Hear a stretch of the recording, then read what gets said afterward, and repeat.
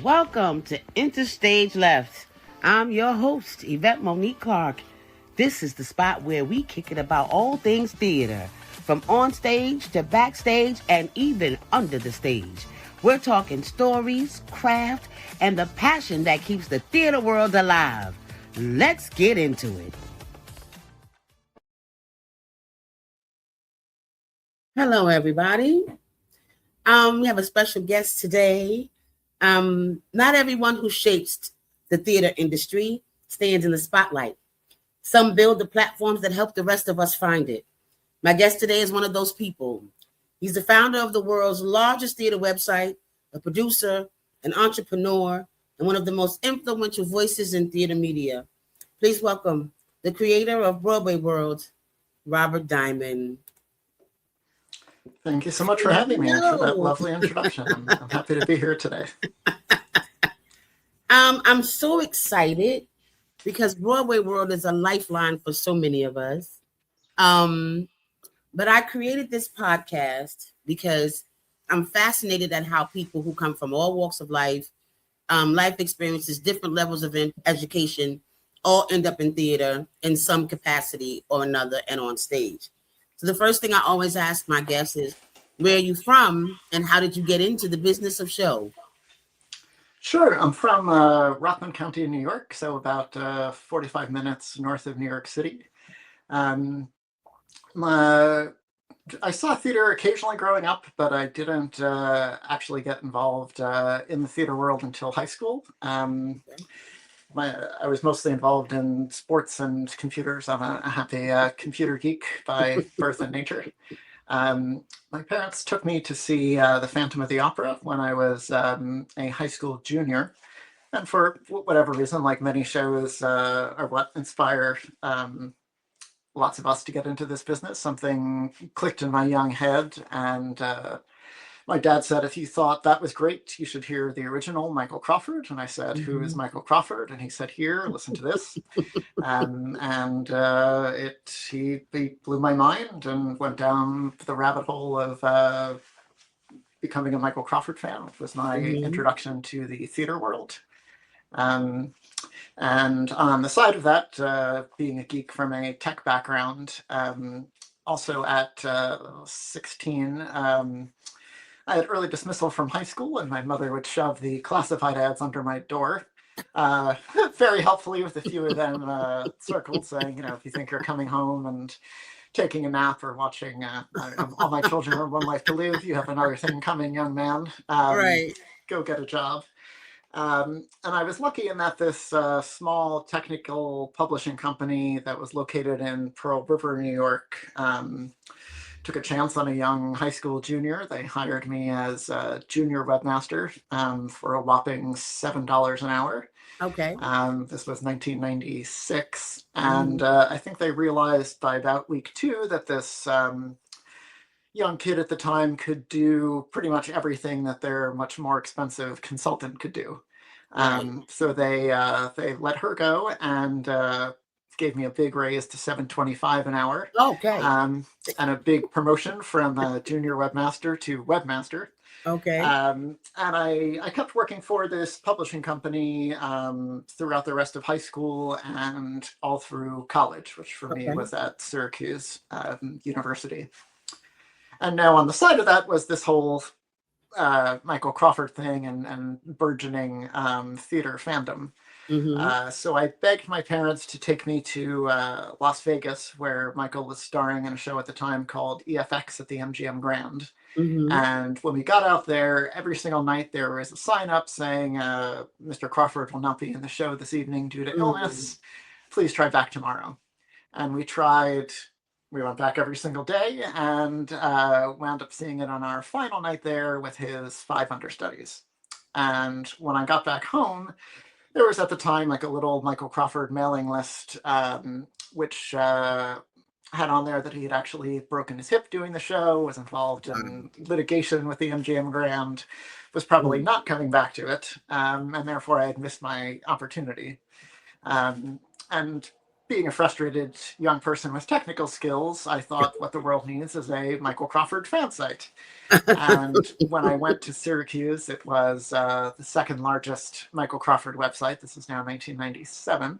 And this lovely woman wrote to me, her name was Patty, and said she had been a fan of Michael's for many years now, and if I wanted to have the biggest, she could send me stuff for it. And I said, sure. And she sent probably about 25 boxes to my freshman Syracuse dorm room, where my roommate already thought I was crazy. And maybe I was, because I scanned all these things in 2 or 3 boxes at a time and would ship them back and forth. And when the website went live, about 2 weeks later, I got legal letters from Michael Crawford's team letting me know that I violated about, 10,000 copyright laws.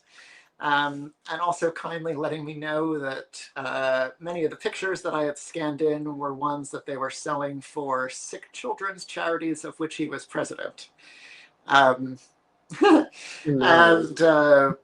something about working for this technical publishing company, or maybe being well raised, always had me, there's a solution here. So I wrote back and said, instead of suing your only 18-year-old male fan, why don't you hire me for no money to turn this into the official Michael Crawford website that a entertainer of his caliber should have? And very luckily for me, they said yes, and also took a chance on, at the time, an 18-year-old. So I started working with him, and then while going to school and while having this job on the side, paying the bills, the job was also high stress. It was a very tough and challenging work environment, all before social media and camera phones, when bosses could get away with a lot more things than hopefully they can today. So while giving me all these opportunities, it also gave me ulcerative colitis at 20. Wow. So fast forwarding to when I graduated college, the tech company was now bigger. I was unqualified to do so, but running a department of people there, all much older than me. And on the side had this Michael Crawford fan site. And Michael returned to Broadway in a show called Dance to the Vampires, which unfortunately didn't do very well. And partway through the preview period, the composer of the show, Jim Steinman, departed the project and took the show's website with him. All sorts of strange things that, again, could happen back in the early 2000s. And at the time, it was, I can help with this. So I built a website for Dance to the Vampires, and that's when I really dove into the Broadway world, no pun intended, and looked at the other websites out there and thought, there's opportunities here for a platform that brings in more technology, that opens up to a wider amount of content. That's not this narrow definition of what Broadway is or what Broadway should be, but is something for everyone and theater for everyone. And when the show closed, very shortly after I built this very nice website for it, it was, maybe I can do something here too. So BroadwayWorld started in 2003, not designed as a business or a career or something I'd still be doing 20 some odd years later. It was just, I think I can make something better here. And that was probably a longer answer than you wanted, but that's the answer that I wanted. I'm so fascinated by how it came from a fan page to millions of people worldwide depend on it, find out news about their favorite people. I don't know any other website that's out there in the world that does what BroadwayWorld does. So yeah, I want to know, your answers can be as long as you want them to be. Was there ever a moment that you thought that BroadwayWorld wouldn't work? How much time do you have? Doubt all the time. There was, running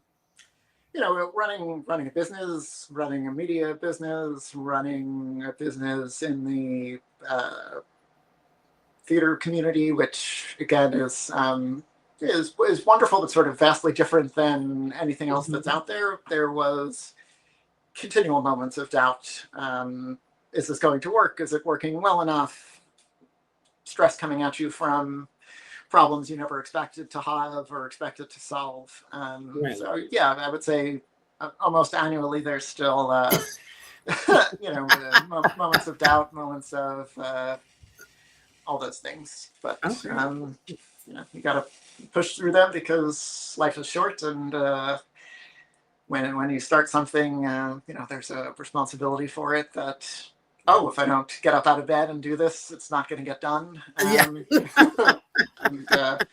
I still hear my mother's voice in my head saying, don't be lazy.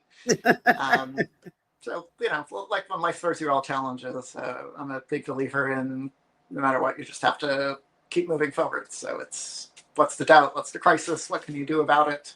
Right. And usually I think we've invented in our heads something that's worse than what the actual reality turns out to be most of the time. Most of the time. We're our own worst critic. Yeah. You've been in the front row of theater for more than 2 decades. So how do you see the industry? How do you see the industry changing? How has it changed in that time? I think it's changed in a lot of ways, some for better, some for worse. I mean, so many things have happened over the last 2 decades. I think we've seen the importance of critics, which were hugely important when the website started. And even one of my original motivations was it seemed like the critics had too much say on what succeeded or failed. And therefore the success or failure of a Broadway show was too tied to what, the chief theater critic of the New York Times might think, despite how qualified Frank Rich and Ben Brantley were at the time. So I think we've seen it be a lot more democratized as to, it's the audience's opinions that drive a lot more. I think we see a lot more opportunities with the internet for young artists and young creators to get their work and their voices out there like have never been heard before. Right. On the flip side, ticket prices continue to increase, as do production costs, as do all the problems associated with that for everybody that tries to make a living in the theater ecosystem that's competing for, a share of shrinking profit margins and rising expenses. And, of course, like many things in the world, it's both come a long way and not come that far at all. So none of the struggles have been resolved or probably will be resolved in our lifetime. It's again, try to make the bad things or the negative things a little bit better if you can, and fight the good fight. Yes. Is there anything that you notice today that artists understand better than they understood 20 years ago? I think they're understanding the power of their voice more and more. I think social media has given artists the ability to express themselves, sometimes for better or worse, because it's not like the old days when you had the Hollywood studio system training artists of how to handle press and interviews and what to say, reveal, or think twice before saying that sounds clever to you but might offend millions of people. So I think a blessing and a curse has been that artists can come out as themselves on social media and say, this is what happened, or this upset me, or there's no longer gatekeepers or the interference in that. Like you said, sometimes that's for better, sometimes not so good. I don't share my own opinions on social media because I can't be positive all the time and honest at the same time. And it's best to keep some of those opinions to myself, or around the house to friends, or sometimes just to the dog, because the dog has no judgments. Social media has become so huge. over the last 5 to 10 years.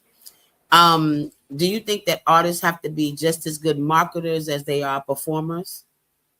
Unfortunately, yes. I've heard from multiple people in different areas of the business that when it comes down to, let's say, casting two people with the same resumes, the same qualifications, that the number of social media followers will come into play.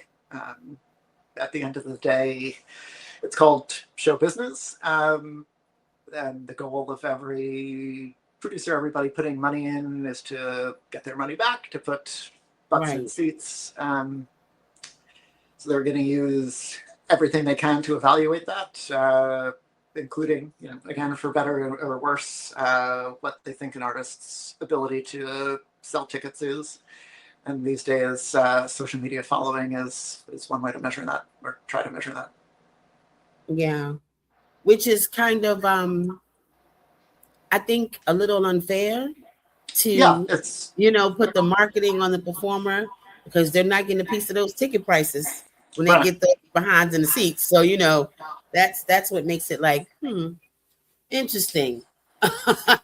Yeah, and it makes it much harder for those starting out. Whenever I talk to students in schools, or young performers trying to break in, it's, you need to have a website, you need to have social media pages, you need to have videos that I can find, that casting directors can find on YouTube. They also have to be good quality. There's so much work that goes in behind the scenes that I have all the respect to performers, because aside from the constant rejection and need to prove yourself, the list of things that you have to do with little help and little resources is, I guess, similar to what somebody that creates a business is.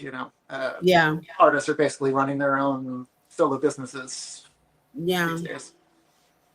Those things came to light during the shutdown, during COVID, and we had to become lighting designers and editors and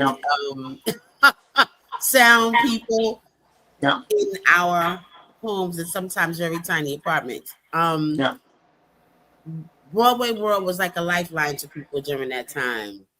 I know my own place of employment, Marie's Crisis Cafe. We went virtual for 8 or 9 months. What was that period like behind the scenes, trying to keep the theater world uplifted at that time?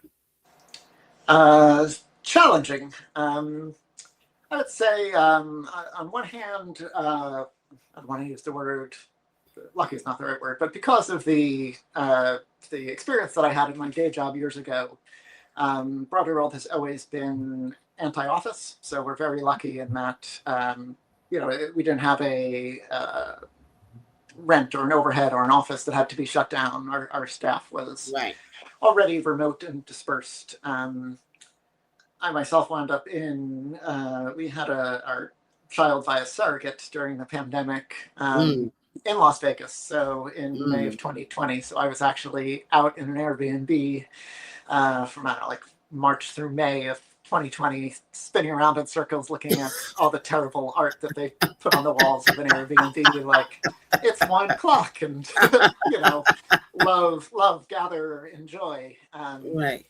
Turning to my wife going, I'm going to put these in a pile and set them on fire. So that was going on in the background.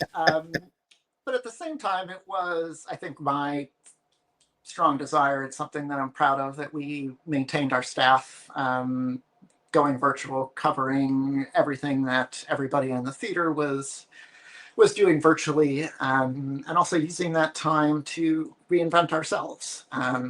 So we launched many things during that time. One of them was, we noticed student showcases weren't happening for high schools and college students. So we created an online version of those that very quickly took off, and started hearing from casting directors of, how do I get in touch with these people, and started hearing from students, what else can you do? So the team came up with Next on Stage, which is now about to enter its 7th season. It's a student performing competition with a high school edition and a college edition. It's got great Broadway star judges at both levels who provide feedback each week. Audiences vote on what performers they want to move forward, and the judges can save performers. So it's not vastly different from what exists elsewhere in the reality ecosystem. Right. We just brought it to the theater world. It has charity prizes and now has full college scholarship prizes. Wow. So it's evolved nicely. This past year, we had, I think, more than 7,000 applicants, more than 500,000 votes. And that just came out of what can we do for students during the pandemic. And at the same time, we built something called StageMag, which is our digital show program service, which is an idea that I think we've been tossing around internally for probably more than a decade. And it's always been, with everything we do, we try and think of, can we do something different? Can we do something better? And not just knock off what's already happening out there in the space. So with StageMag, we never had the time to think of, okay, how do you take a show program and make it something digital without just being a digital version of a print program? Right. And we basically reinvented it from the ground up. So it's digital first. You can put e-commerce in there. Schools can send links out to parents to get the, congrats, Jimmy, you did great. We loved you in Shrek. Ads right away, as well as letting Jimmy put in his bio. And a professional production from their phone can put in an understudy slip. So, and a million other features that we wouldn't have time to build or brainstorm on or come up with if we didn't have the shutdown. So it was really support the business, keep the lights on ourselves, and knowing it hopefully wasn't going to go on forever. It was how do we use that time to just strengthen our foundation, knowing that the world we came back to was not going to be the same world we left. Yeah. We weren't really sure about how long we were going to be out, and it got to be scary for a little bit. Yeah. Just a little bit scary. So you just touched on how BroadwayWorld has expanded education, research, and StageMag. How do you decide what's next? Do you have anything next coming down the pike? Always next things coming down the pike. Most recently, we just earlier this week launched a redesign of the website, which has been in the works for a while. And a couple weeks before that, launched our Broadway producer fantasy game, which, if you're like me and have always dreamed of being a producer, but not having or wanting to spend the money to do so, you can now sort of act as one and draft the shows that you think are going to do well in a given season, and you earn points based upon their grosses and audience capacity and awards. So it's kind of a fun way to play along with the Broadway season, see if you can pick who's going to be a success early on. That's fascinating. Thank you. And I would say coming up, we have more things in the education space, more things in the interactive and game space. We're proud of being a destination where people can come, hopefully spend a lot of time, learn a lot, and whether they're looking for historical data or looking for a dance camp in Cleveland or a youth theater in Zimbabwe, we want to have something for everyone on the site and want to make sure that it's top quality information, top quality features, and that's always the push. Yeah. What excites you most about the future of theater? Or is there anything that excites you? I think I take comfort that theater has existed long before we've been here and will exist long after we're gone. So I think it's more when the theater world seems bleak or, oh my God, this model's unsustainable or we're all doomed. It's wait, this is an art form, the need to gather, the need to see people doing something live, and the way it can move you, can inspire somebody to make it a career or a life path, or just change your mind about something or open your heart to a new idea. That's all alive. experience that's not going to go away. So I think that gives me continual excitement and hope that it will continue, and that the definition of what theater is, I would say, 24 years ago, it's not just Broadway, was something we were saying a lot. Now it can be anything. The theater can be virtual, it can be in a storefront, it can be something small, it could be something Right. immersive, which wasn't here 20 years ago and is now all over the place as another trend. And I think really it's there more than ever. There's something for everyone in theater. There's stories and themes and music that I think reflect more of our individual experiences and a more diverse set of experiences. And all of that is exciting every time I step into a theater. Is there anything that worries you about theater? Yeah, I mean the pricing of tickets and the rising production costs of shows costing $20-30 million that 10-15 years ago would have cost $10 or $15 million and seemed like a lot of money. And when you look at the amount of weeks that they need to run at a high ticket price and a high capacity, it's scary. And then you look at the other side of it, that there's, and I'm going to get this number wrong, but more than a dozen unions on Broadway with workers and artists that all have the right to be protected and all have rising costs of living and rising gas and healthcare and groceries and everything else. And when you look at all those things and all those needs together, as well as the continual stated goal of we want to expand our audiences and we need to get new people into theaters. It's, you look at those few big things and you go, I don't know how this is going to be solved. And that's scary, but there's people in places trying to do that every day all over the world. And I think we try to do our part of, hey, this is happening here and it's free, or it's a low ticket price, or there's a discount, or it's a star in a limited play, this is the price. But it's how capitalism works, and it's, if you can scrimp together, it's worth it, and if not, hopefully it's captured in some form. Accessibility has become a real big problem, and it's become a little bit elitist in that respect for me, from my perspective, because when I was a kid, I saw shows all the time, and you can't take a family of 5 to the theater anymore. It would be astronomical. So it's a concern. But you know what? That's why we have TDF and TKTS. It is. and that access is harder. And then on the flip side, if I had YouTube as a kid and could see 400 million videos of all my favorites at the touch of a button, my head would have exploded.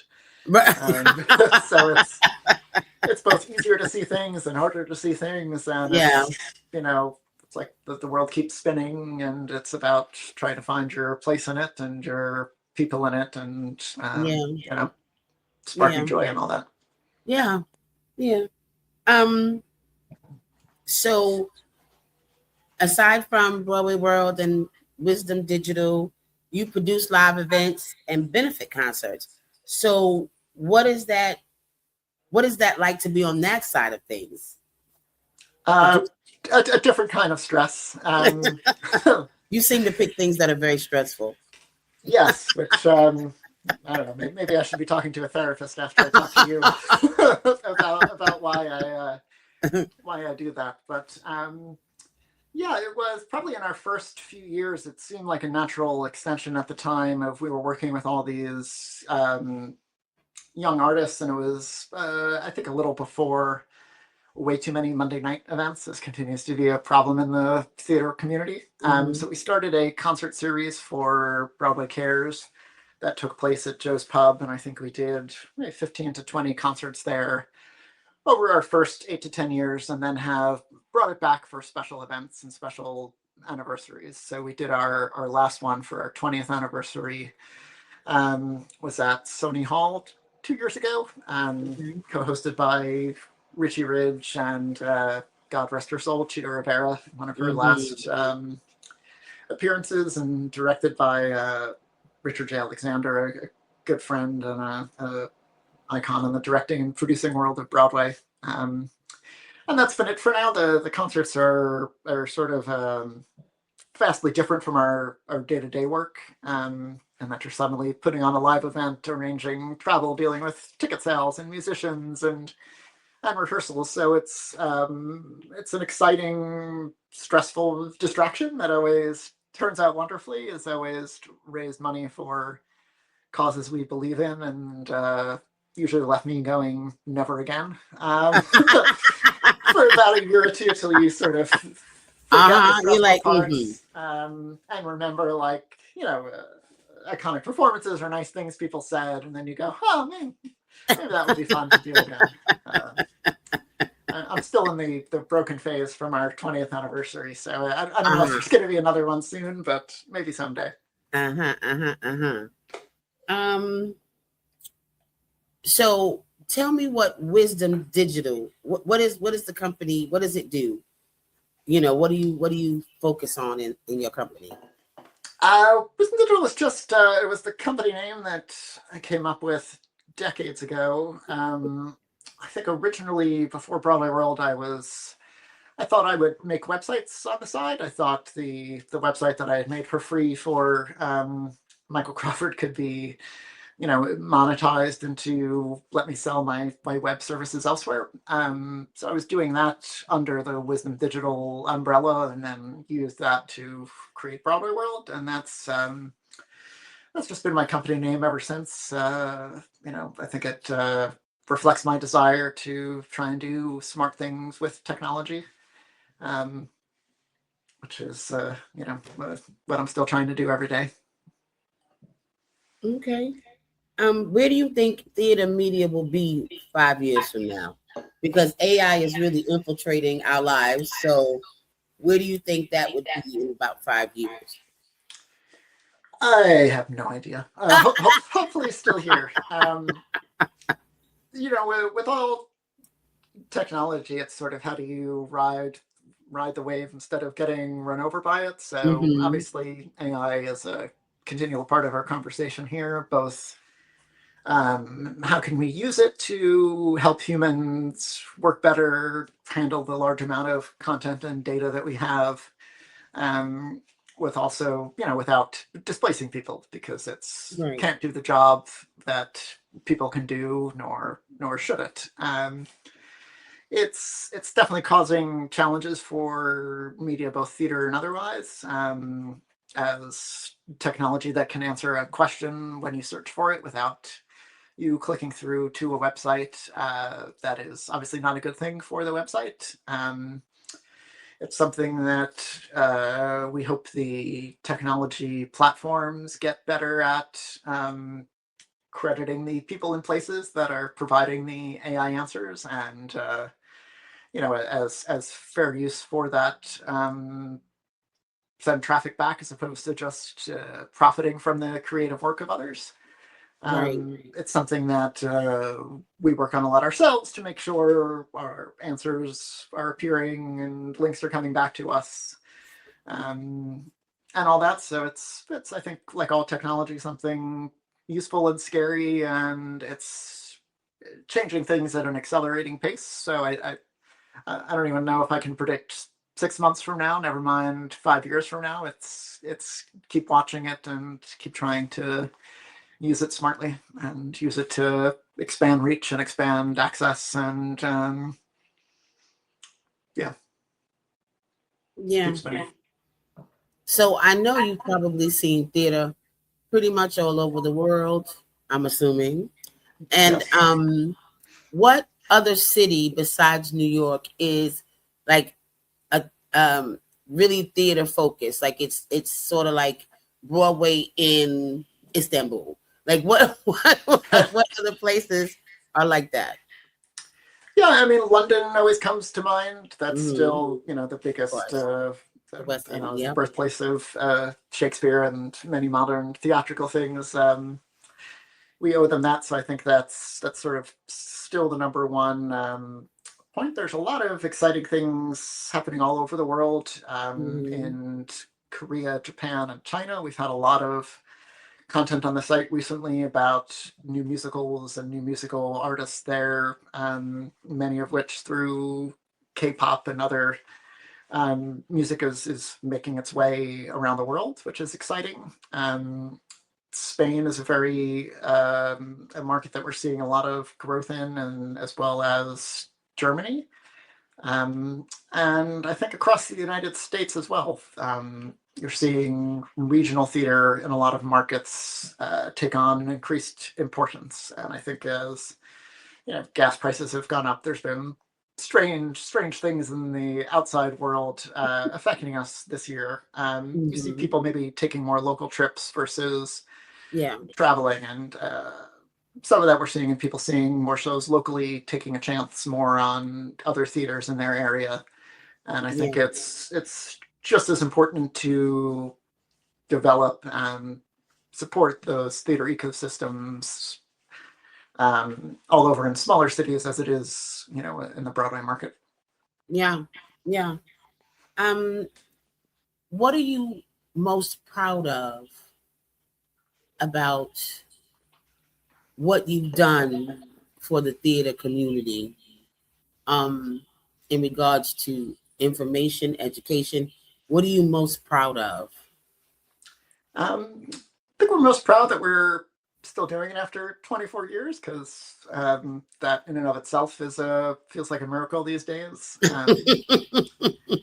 I think we're proud we've stuck to our original, or my original mission, which is something for everyone, and it's not reflective of my taste or my beliefs or definition of Broadway, but it's how can we treat a small production in Kentucky as important to our readers in Kentucky, and give it the same care that we give a Broadway show. And I think it's appreciating that the impact that we can have for that theater in Kentucky, which maybe 100 people will read that story as opposed to 100,000 people reading a Broadway story. But those people, if they're the right people reading the story at the right time to go buy tickets to make a difference in a local audience, that feels great. And it's just the same thing as when you're working with kids and young people. It's a pride in being able to make a difference, being able to know that people read something they wouldn't have been able to read if we didn't help get it out there. And knowing that led to supporting artists, to ticket sales, to album sales, all those things, feels good. That's wonderful.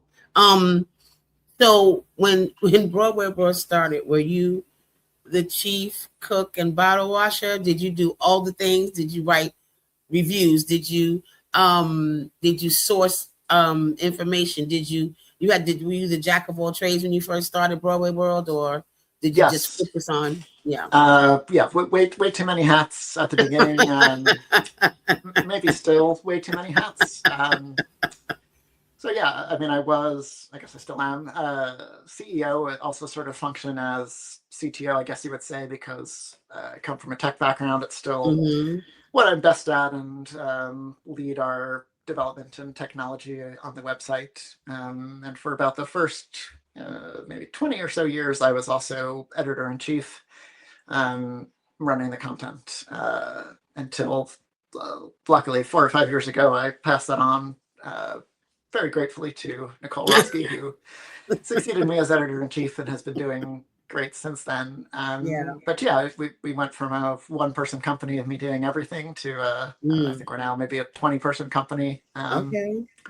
With me, I think, still doing too much, as I would define it. My wife and daughter would define it, but with a team that's also got a lot on their plates. Okay. When people hear the name BroadwayWorld 20 years from now, what do you hope they think of? Hopefully still there. Hopefully they're still going there and getting a service off of it. I don't need or want them to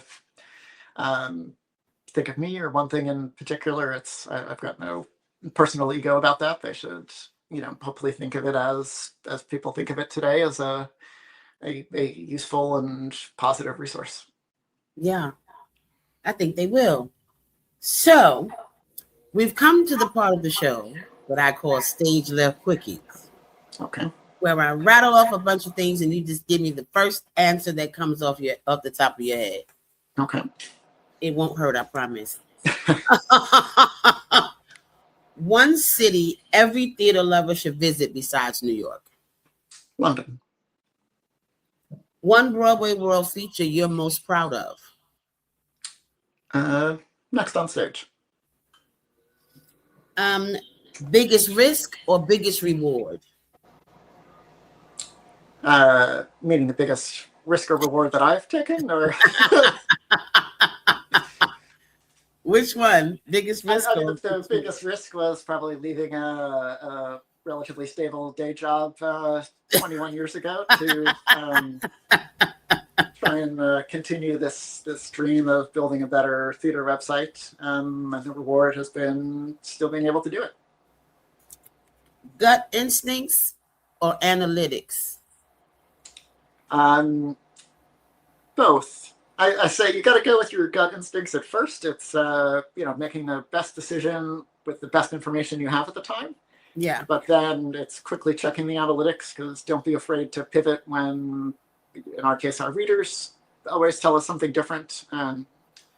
We do tests across the website all the time, and usually whatever I think is going to win loses. And it's let the people tell you. Okay. Last show that gave you goosebumps? Last time I had goosebumps in a theater was at a preview concert for Julia, which is the new Jennifer Nettles musical that I can't wait to see in a few weeks. Okay.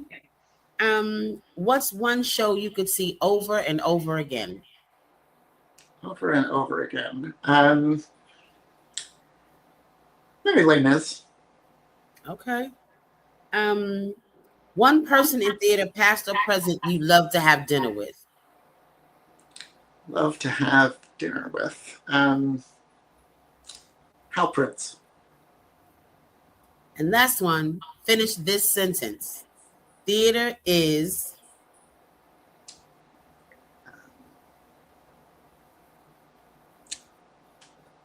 amazing when it's good.